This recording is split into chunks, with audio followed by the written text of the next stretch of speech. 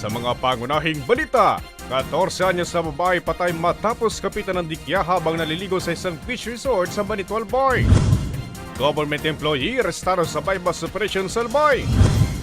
Brigada Eskwela 2025 ng DepEd Bicol umarangkada na. Plaka ng mga motorsiklong rehistrado sa rehiyon ng 2014 hanggang 2017 maaari nang makuha sa LTO Bicol. At libreng dog training at dog food, handog ng Legazpi City Veterinary Office.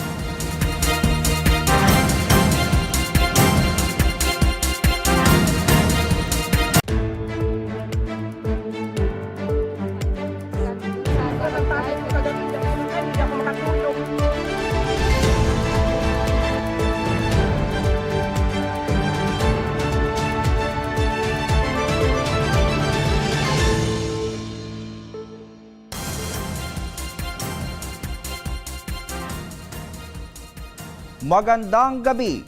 Narito na mga balitang dapat ninyong malaman ngayong Lunes, ika-9 ng Hunyo taong kasalukuyan.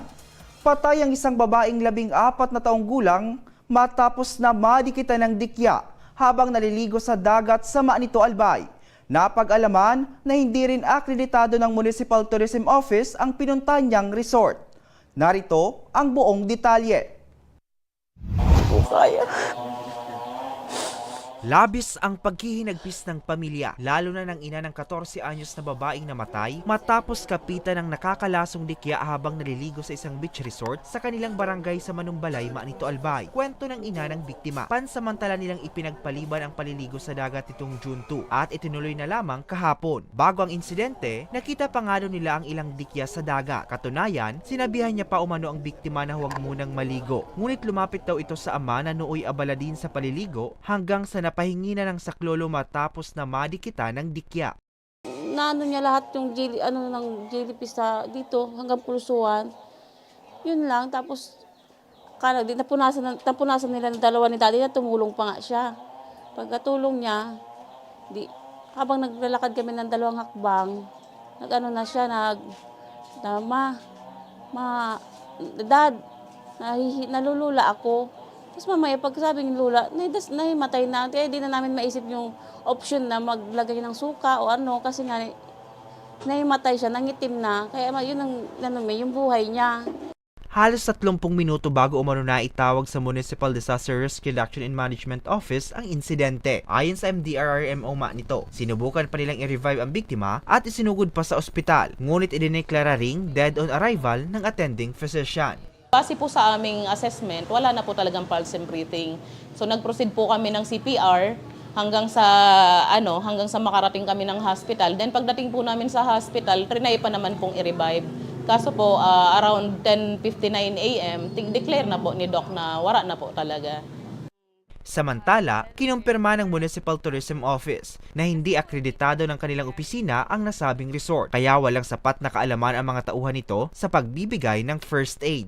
Actually po, regarding for the sanction, after a series of investigation that we conducted, pinag-aaralan na din po namin na mabigyan sila ng sanction since na-find out po namin na hindi nga siya registered dito sa amin.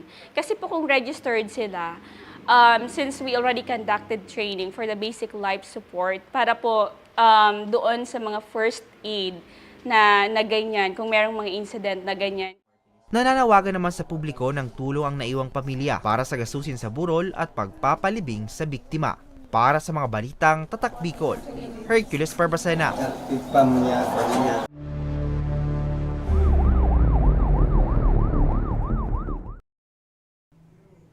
Arestado ang isang 26 na taong gulang na lalaki na empleyado pa man din ng pamahalaan sa ikinasang drug bypass operation ng otoridad sa Legazpi City. Nasamsam sa kanya ang mahigit 60,000 halaga ng shabu. May report si Mel Moral. Timbog ang isang government employee sa ikinasang drug buy-bust operation ng otoridad sa Barangay 24, Legazpi City bandang alas 5:30 ng hapon nitong Sabado, June 6. Kinilala ang suspect na si alias Tikoy, 26 anyos, binata at residente ng Barangay 27 Victory Village, parehong lungsod. Nasamsam mula sa kanya ang tinatayang 9 na gramo ng hinihinalang shabu na may street value na humigit kumulang 61,000 pesos. Sa impormasyon, matagal nang minamanmanan ng otoridad ang suspect dahil sa pagiging high-value target. Ginagamit din umano ng suspect ang kanyang kita sa pagbebenta ng droga para sa online gambling. So, sa bypass operation, nakapagbili yung ating nagpanggap na bibili is about 5 grams. So, may street value siya ng 34,000 pesos. So, sa body search, inano siya ay nakakuha ng another 4 grams. Street value natin dito is 27,000 pesos. So, sa total, nakakuha ng 9 grams and merong total na 61,000 pesos. Yung ano.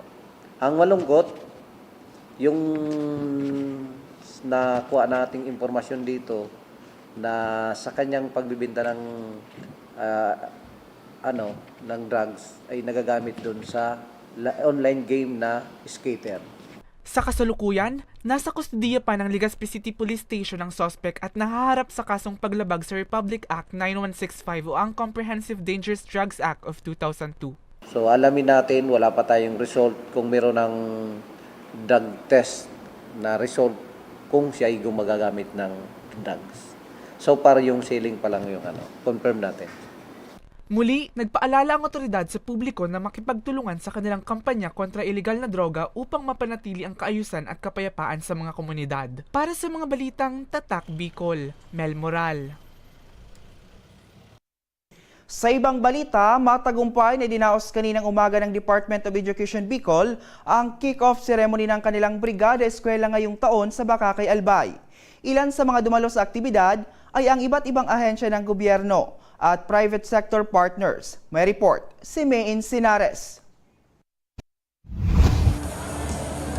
Umarangkada na ngayong araw ang Brigada Eskwela ng Department of Education Bicol kung saan idinaos ang kick-off ceremony sa Bakakay East Central School sa Bakakay, Albay na pinangunahan ni DepEd Bicol Director Gilbert Sadsad kasama sina DepEd Assistant Secretary for Operations Dexter Galban, Department of Health Secretary Dr. Teodoro Herbosa, Albay Governor Glenda Bungao at iba pang mga opisyal at guro mula sa iba't ibang Schools Division Office ng Bicol Region. Ayon kay Sadsad, malaking tulong ang Brigada Eskwela upang maging handa ang mga paaralan, guro at mag-aaral para sa darating na pasukan sa Hunyo 16. Start lang ito ng Brigada Eskwela. We will end this up to Friday.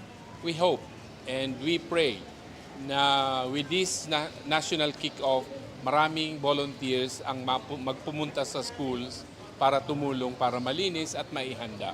But we are confident na by Friday, ready na tayo sa ating mga paaralan para tanggapin ang ating mga mag-aaral sa darating na June 16. Pinasalamatan din ng kagawaran ang mga partnered agencies sa mga ipinamahaging learning materials, school furniture and equipment at iba pang mga kagamitan na makatutulong sa darating na pasukan. Malaki rin ang pasasalamat ni Sadsad sa DOH sa pakikiisa sa DepEd para masiguro ang kalusugan ng mga guro at sa pagbibigay ng sports kits na makakatulong sa kalusugan ng mga mag-aaral. Appreciated natin yan kasi ang problema talaga ng mga guro, wala tayong masyadong, parang hindi tayo masyadong serious sa ating health, sa wellness natin. Kasi daming ang trabaho, kaya nakatutok sila sa pagmamahal sa bata. So, minsan kinakalimutan natin ang ating katawan. Lubos naman ang pasasalamat ni Bakakay East Central School Principal 2 Judith Belliet na napili ang kanilang paaralan na pagdausan ng National Brigada Eskwela Kick-Off ngayong taon. Habang nagpe-prepare kami, naghahanda para sa Brigada Eskwela, parang naisip ko, ito ay isang malaking oportunidad and karangalan din na maging venue ng isang malaking event na para sa mga bata. Malaking tulong din umano ito sa kanilang paaralan para sa mas maayos na pasilidad at kagamitan ng mga mag-aaral at mga guro ngayong school year. Dahil sa pagkapili ng Bakakay East Central School, marami pong pagbabago, maraming transformation physically sa school na paganda. At yan po ay dahil sa tulong nilang lahat, ng mga sumuporta sa amin. Magtatagal ang Brigada Eskwela hanggang sa Hunyo 13. Para sa mga balitang Tatak Bicol, May Insinares. Sa ulat panahon, inaasahang lalabas na ng bansa ngayong araw ang low pressure area na namataan sa loob ng Philippine Area of Responsibility noong Huwebes. Mga pag-uulan, patuloy pa rin umanong mararanasan sa Bicol Region. Si Angeline Dagta sa buong detalye. Inaasahang lalabas na ng Philippine Area of Responsibility o PAR ang binabantayang low pressure area o LPA ngayong araw. Ayon sa ulat ng Pag-asa, alas 3 kaninang madaling araw huling namataan ang sentro ng LPA sa layong 85 kilometers hilagang kanluran ng Bacnotan, La Union at malabo nang maging isang bagyo. Sa kabila nito, kailangan pa rin na manatiling alerto ang publiko sa banta ng southwest monsoon o habagat na patuloy na makakaapekto sa Bicol Region. Ang expected weather natin dito sa Albay ay cloudy skies pa rin and possible pa rin ang mga pag-ulan dahil nga sa dito sa southwest monsoon or sa habagat na continuously umiiral or dominant nating weather system ngayon. Samantala, isa pang LPA ang binabantayan ngayon sa silangang bahagi ng bansa. Sa mga susunod na araw, meron nga tayong nakikita or na minomonitor na possible na maging low pressure area ulit dito naman sa east ng ating bansa. Although ang nakikita nating track nito ay pataas. Kumbaga, hindi naman ito direktang makakaapekto sa ating bansa dito sa Bicol Region. Pinapayuhan ng publiko na manatiling alerto at sundin ang mga babala na ilalabas ng Pag-asa. Para sa mga balitang Tatak Bicol, Angeline Dagta. Susunod, plaka ng mga motorsiklong rehistrado sa rehiyon ng 2014 hanggang 2017 maaari nang makuha sa LTO Bicol. At libreng dog training at dog food, handog ng Legazpi City Veterinary Office. Yan di ba pang balita sa pagbabalik na Ako Bicol Online TV.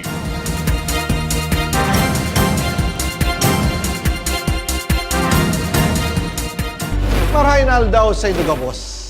Ang aldaw na ini ay para sa Indo, para sa tuyang mga kababayang Bicolano na nangangaipuhan kan kalinga, asin manlain-lain na medikal na serbisyo. Ini po ang sa tuyang dalan para makapaghatod kan serbisyo, maski gurano ini karayo o karani, ang sa indong kinamumugtakan. Ang Tarabangan Caravan ay sarupong inisyatibo kan Ako Bicol Party List na igwang layunin na darahon ang serbisyo medikal asin dental direkta sa saindong mga komunidad. Aram po niya to na daigabos may kakayahan o pagkakataon na makaduman sa ospital o klinika. Kaya't kami na po ang nagrarani sa Indo. Kaibahan ang matitibay na doktor, dentista, medical personnel, asin mga volunteer kan Ako Bicol Party List. Libre po gabos ang serbisyo medikal, dental, laboratory, asin mga bulong.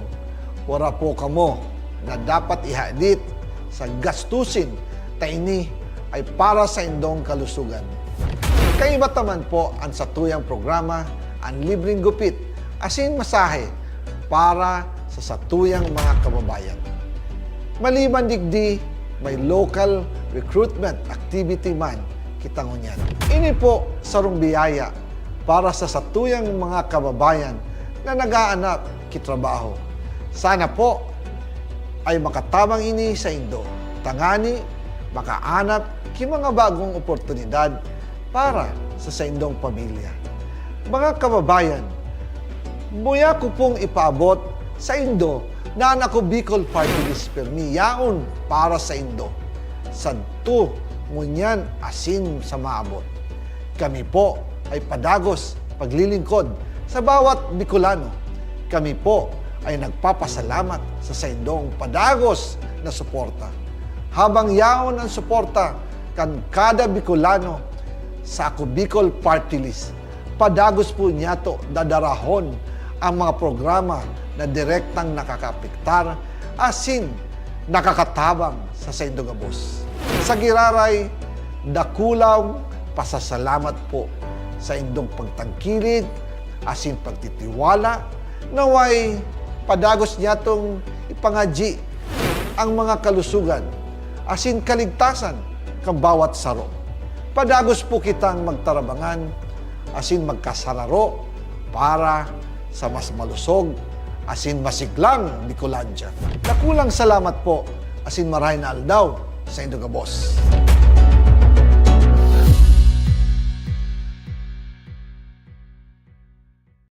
Libo-libo na ang mga nabigyan ng tulong medikal. Bata, matanda, kahit sino man, lahat ng mga may karamdaman, may maaasahan. Nagpapasalamat sa Ako Bicol Party List. Hindi po namin makakalimutan ang tulong na dinala ninyo dito sa aming bayan. Maraming salamat po. Dahil iisa lang ang tunay na nagmamalasakit. Ako Bicol, katabang na, kasurog pa.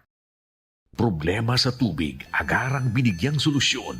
Nagpatayo ng mga solar-powered water supply system sa mga liblib na lugar. Libre, malinis at maaasahang supply ng tubig 24/7. Dakulaon ang pagpapasalamat niya mo. Dahil may ikamalilingan habang kami nabubuhay. Dakulaon nining tabang para sa gabos na tao digdi. Salamat po. Para sa ating mga kababayang nasa laylayan, Ako Bicol, katabang na, kasurog pa. Tucked away in the province of Albay, known for its perfectly shaped Mayon volcano, Misibis Bay Resort, a locally owned 5-hectare private island resort. The resort is ready for all those looking to balance tranquility and adventure.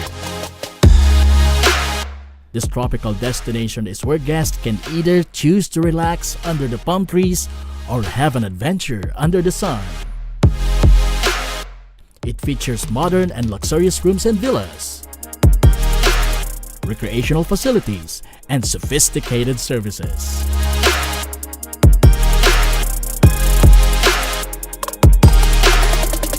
Come and experience Misibis Bay Resort, your tropical island getaway.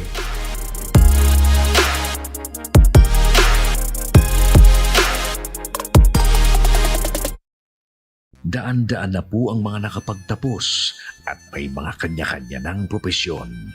Sa kanilang pagpupunyagi, walang masidlan ang kanilang mga ngiti. Inot sa Gabos, nagpapasalamat po ako sa AKB. Gusto ko lang po magpasalamat sa Ako Bicol sa opportunity na tigtatao po arag po sa kuya na estudyante. Dahil naandyan lang, katuwang lagi. Ako Bicol, katabang na, kasurog pa.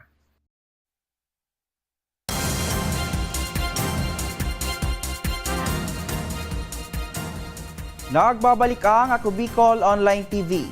Maaari nang kunin sa Land Transportation Office Bicol ang permanenteng plaka ng mga motorsiklo na rehistrado sa rehiyon mula pa noong 2014.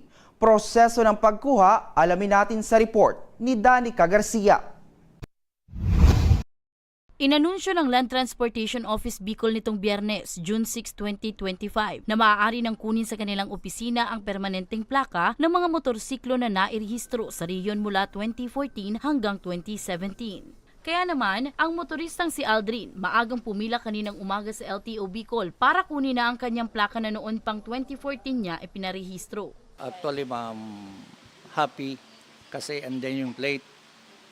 Yung motor ko kasi 2014 model pa. Ngayon palang nagkuhan yung LTO na 2014, 2015, 2017 na yung mga ng Bicol Region, Region 5, may plaka na. At least happy. Kasi kung may mga kuha naman na may operation kasi, kahit nakarehistro yung motor ko, then naailang din na tumuloy kasi improvised plate po yung motor ko. Ayon sa LTO Bicol, kabuuang 287,000 na plaka ang pwede nang kunin sa kanilang opisina. Ang mga motorista na naiparehistro na ang kanilang motorsiklo bago mag 2014 at 2017 ang mabibigyan lamang ng permanenteng plaka ngayong taon. Para makapag-claim, dapat bitbit ng may-ari ng motorsiklo ang kanilang valid ID, Certificate of Registration at Official Receipt. Kung kinatawa naman ang kukuha, dapat magdala ng authorization letter at valid ID. Deed of sale naman ang kailangang dalhin kung hindi pa nailipat sa pangalan ng rider ang motorsiklo.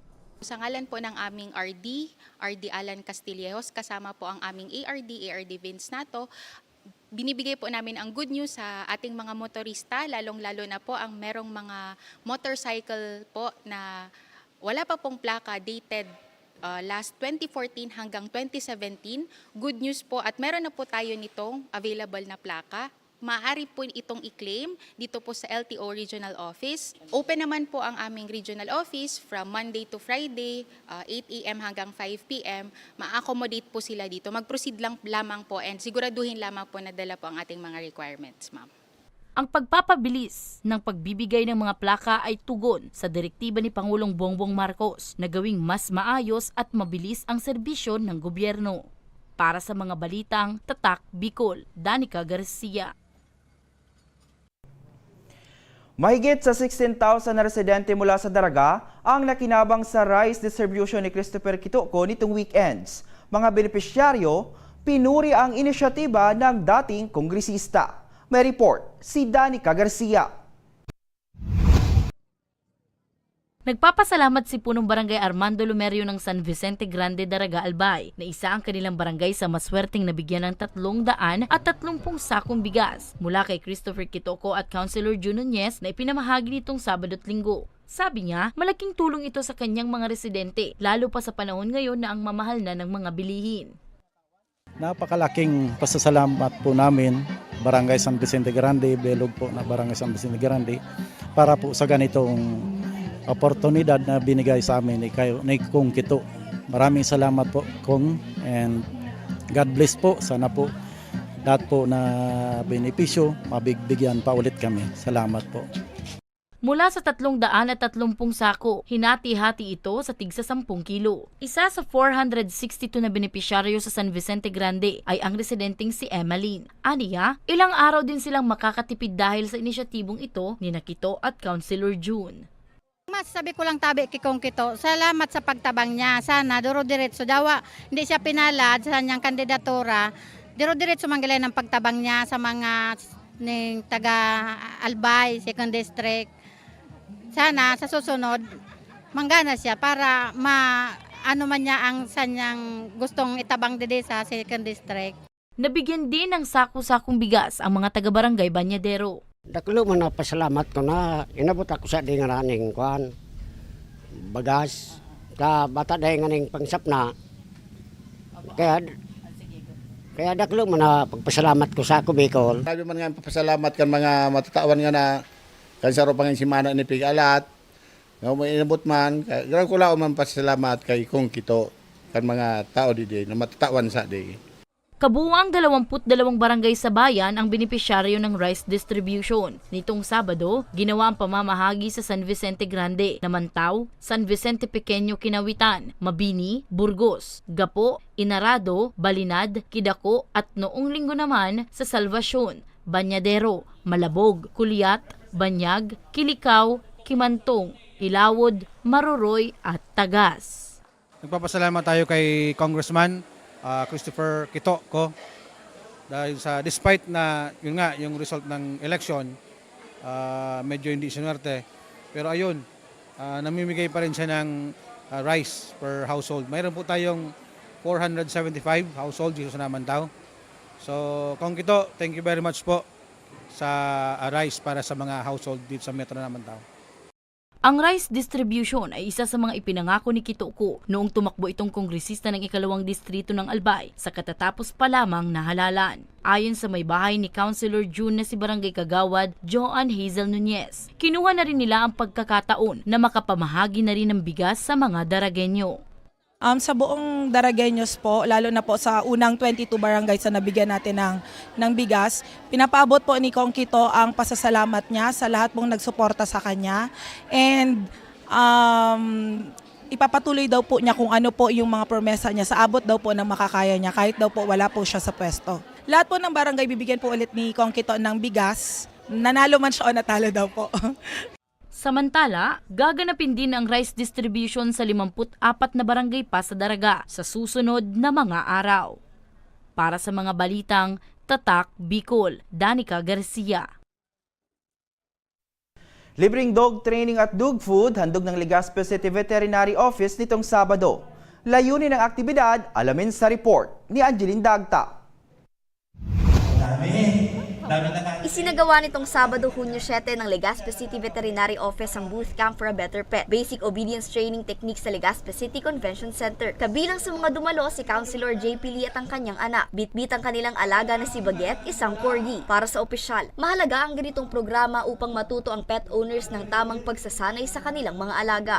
Sa pet owner, very important po itong bootcamp dahil yung iba-ibang dog po, iba-ibang klaseng care and attention po kailangan natin ma-provide sa kanila. So nakita po natin from here how to take care of a dog, how to groom them, and siyempre kung paano po sila alagaan. So importante po yon bilang maging isang responsible pet owner. Nakiisa rin sa programa ang mga barangay officials at barangay health workers sa lungsod. Para kay Kagawad Mary Ann Blanco, Chairman on Agriculture and Animal Welfare ng Barangay 41 Bugtong, malaking bagay na naiimbitahan sila sa mga ganitong aktibidad, lalo pat isinusulong nito ang kaligtasan sa bawat komunidad. Napakalaking tulong ito dahil magiging aware ang lahat ng mga pet owners sa kanilang mga responsibilities, kung paano nila aalagaan ng maayos ang kanilang mga aso. Para na rin siyempre sa kaligtasan ng ating komunidad, lalong-lalo na po itong mga aksidente sa daan na dulot ng mga galang aso. And itong mga kagat ng aso, mga rabies, anti-rabies campaign, ganyan po, napakalaking tulong ito. And yung responsibilidad po bilang isang may-ari ng aso na talagang ikinakampanya po namin sa aming mga barangay. Katuwang sa programa ang Legazpi Search and Rescue Detection Dog Organization and Explosives o Lesardo. Ayon kay Alex Betsaida, dog trainer, ang tamang pagsasanay ay hindi lamang nakakapagligtas sa mga miyembro ng pamilya mula sa posibleng kagat ng aso dahil nagpapalakas din ito ng relasyon sa pagitan ng may-ari at ang kanyang alaga. Usually po bilang isang trainer and isang trainer ng aso, napaka-importante po ito. Kasi maiwasan natin yung sa part ng pamilya natin yung may makagat, tapos yung magandang companion, yung bonding natin sa aso, yung relasyon magiging malalim kapag marunong tayo magturo ng mga basic obedience sa ating mga alaga. Hikayatin natin yung mga kabarangay natin para turuan kung paano turuan ang kanilang mga alagang aso. Ayon kay Dr. Emmanuel Estipona, City Veterinarian, ang programa ay naglalayong mabawasan ang bilang ng mga kaso ng rabies at dog bite sa lungsod at maisulong ang responsible pet ownership. Malaki po ang pasasalamat ko sa Nutri-Chunk. Of course, nandyan yung Coast Guard, the top breed, and of course, sa ating alkalde, ang ating Mayor Congressman Alfredo Garbin, and the incoming Mayor Hisham Ismail. If not them, wala pong mangyayaring ganitong mga activities which we believe that they are very supportive. Right now, gusto po namin na makakreate ng healthy, pet-friendly, and safe community na kung saan nangunguna po ang responsible pet owners practices dito po sa Legazpi. Bukod sa basic obedience training, nagbigay din ng City Veterinary Office kasama ang kanilang sponsors ng libreng dog foods. Para sa mga balitang Tatak Bicol, Angeline Dagta.